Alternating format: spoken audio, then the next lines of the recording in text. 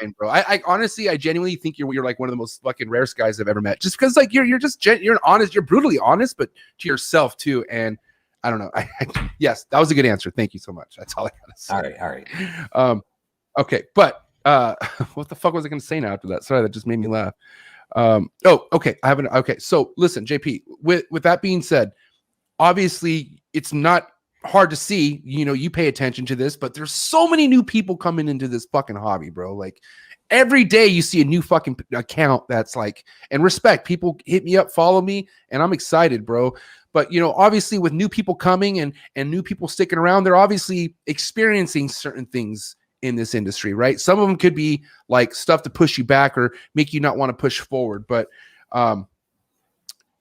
let's kind of talk about a little bit some of the stuff that you had to go through, you know what I mean? In the beginning, because I had to talk about this on my Patreon page not too long ago, just as far as like being the person who puts out advice, who just literally just started something, you know what I mean? And like, I know your heart was in the right place, but perception's everything, right? And people read what they read and they took what they want to take it. And you got thrown around like a rag doll for it, right? Yeah. So, that was partially my fault. Like when I first came into the business, I got really, really, really excited about the YouTube stuff. And I met Brian Barczyk in person and he got me so stoked about making YouTube videos. And I really wanted to make content. So my initial strategy when I first came in 2018, 3 years ago, was to kind of like regurgitate information, not necessarily be the guy that's explaining, but I was more or less regurgitating information from more experienced guys. I was just the one to say it. And people misconstrued it as me coming up with that advice when it wasn't really my advice. I was just re-saying it. And it kind of pissed some guys off early on that were, old timers or people in the business a long time.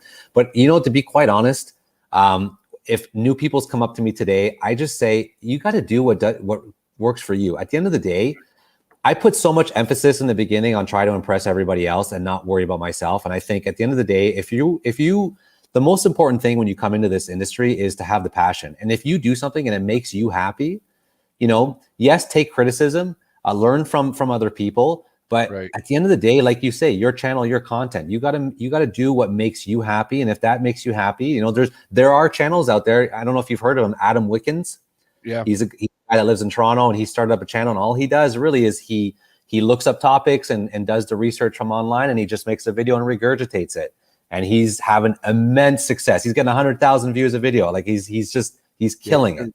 Yeah. Do I agree necessarily with some of the things he says? No, but I'm not the type of person to spend my day and time talking crap and worrying about other people. If somebody wants to do something, that's them. If it doesn't impact me and my business, then I don't let it bother me. And I just think, people should have that mindset. Don't let other people, bother you or upset you or change what your opinions are. Just do what's for you. Breed for yourself, breed for your collection, and do things that make you happy and keep your passion because ball pythons, there is a lot of work. For me, like juggling snakes, rats now, and a baby, it's a lot of work and you need to maintain the passion in between so it doesn't feel like work. And if you do something and it makes you happy, then just do it. Yeah. But maybe don't make educational content videos like I did 2 months into it. Probably not a good idea. Oh man. But listen, at the end of the day, like you recovered fucking like a G off of it. And that's what I respect. I just feel like not too many people would be so lucky, because it was too much. Obviously we all know that, but it was kind of like so intense. And, a lot of people don't expect that just off an opinion or just based off what they're saying. And if anyone out there is offended off someone's opinion, you got to remind yourself, like, no one's opinion pays your bills. Like, correct. That's not that's not your, like, why is that your focus? Like, unless you're balling, you're a millionaire, your feet's up, you got Ferraris in the driveway and you're just bored with life and all you got to do is to go pick on people, then I mean, that's even lame. I would be doing shit if I was rich, doing stuff. But I mean, what I think too is, like I had the same issue, and I'm using Adam as an example just because, like I said, I don't necessarily agree with some of his videos. I don't like some of the things he says, but again, I don't let it bother me. I don't think about it throughout the day. But one thing I appreciate what Right. he's done, and he has focused more on creating his own community of followers versus trying to win over somebody else's community. Okay. You know what's crazy? And I noticed that too, bro. Good. That's such a good call out, because I obviously looked. You want to know the one I looked into? The one that was, I noticed him, but then there was one that was like, I didn't agree with it. And I was like, bro, what does this guy mean by that? You don't want to know which one I was talking about? which one? When he said how ball python's not a good first pet. Yes, I hated that video. Like, oh I my was God. like, what?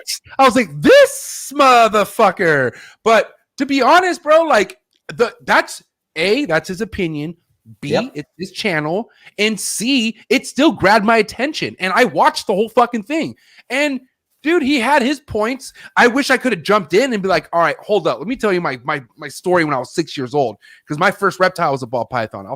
You kidding me? That was the best first fucking pet I could ever ask for, in my opinion, you know. But at the end of the day, bro, I was even being nosy and seeing, who are all these people in the live watching his shit and or in the comments, and it was nobody I even knew. Like, it was all his own community. Like, and I was like, dude, respect. Like, I give this shit mad respect. So and that's why, like, when it comes to starting your own reptile business, like in the ball pythons, like my primary focus in the beginning was just bring more people in, bring my own community, bring my own customers, and build my own.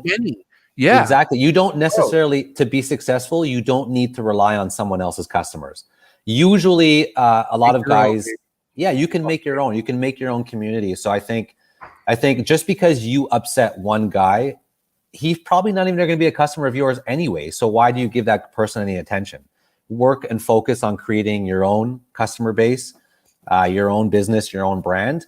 And just like we used to say in the car business, there's an ass for every seat, right? It could be the crappiest used car, $500 ship box with no engine. It couldn't matter. At the end of the day, we always told sales guys there's an ass for every seat. So I said, if you produce a quality animal, just because your peers, customers don't want to buy from you, doesn't mean you're not going to sell the animal. You could find your own customer base. Shit. And I'm so glad you said that, bro, because I'm like, bro, living proof. I'm telling you right now, there were so many people, like, not only did I come up with in this game with, but like also like, you know, like started with like buying snakes from. And at some point, like, you know, I never ended up selling one of my productions. I ended up selling something to somebody else who's been following me. Like, and that's okay with me, bro. Like, I'm good with it. Like, I've been getting nothing but sales from people who've just been following me, and they either started because of me, which is awesome, or they just been watching my work and they've been waiting. But the beauty is fucking time, like everything comes with time, dude. And you and I both fucking have put in our time, and we're both having the time of our lives doing it. Like, even though you didn't hit your 20, even though I didn't hit my 20, dude, my grin is fucking ear to fucking ear, bro. I'm loving what I'm raising. I see your posts are, they're still just as good as they ever were when you were having the best year of your life. So at the end of the day, what we're both doing is working, and that's all that matters. Yeah, and a huge shout out to all the customers who've trusted me, honestly, especially my American customers. You know, they have to wait a little bit longer to get their snakes, and everybody trusts me to not only provide them with a good, healthy snake, but get it there safely. So I wouldn't be here today where I am without all these customers, and I just respect. There's nothing I could say to really convey how appreciative and supportive I feel from all these people that have trusted me. And I just can't wait to do more business with people. And I look forward to this year and this season. And I really do believe again, this is me, but I feel like I have the best customers in the world so far. I mean, everybody's so supportive. Dude, what a good attitude, bro. Honestly, fuck JP, you nailed it. You should say that. You know what I mean? I think that I can tell you right now, all my customers last year, fucking love them. They all came from the year before. It's crazy. And I make sure they're taken care of, because I'll tell you what won me over when I first started was somebody I bought a snake from who took care of me. Like somebody who always said, Jeremy Smith? No, I don't know who Jeremy is. No, I got taken care of by Chris Surstry and Miguel Garcia. Those two motherfuckers bred me from the first 2 years on, and those are the only two I ever took advice from. And then Gavin too, from Gavin's YouTube videos.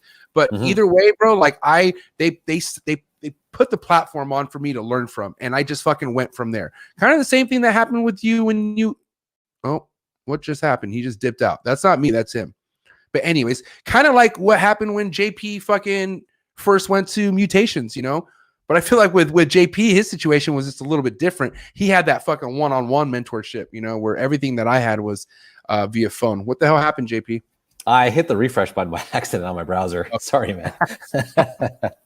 No, you're good. No, but dude, honestly, man, that right there gave me chills what you said, because you should be that passionate about your customers. Your customers, you should love your customers, man. And I do. Bro. I mean, every single one of my customers has my personal cell phone. They message me. I've got one guy in California. He's messaged me at it was like 4 o'clock in the morning here because they're 3 hours behind. And I'm telling you, I know some big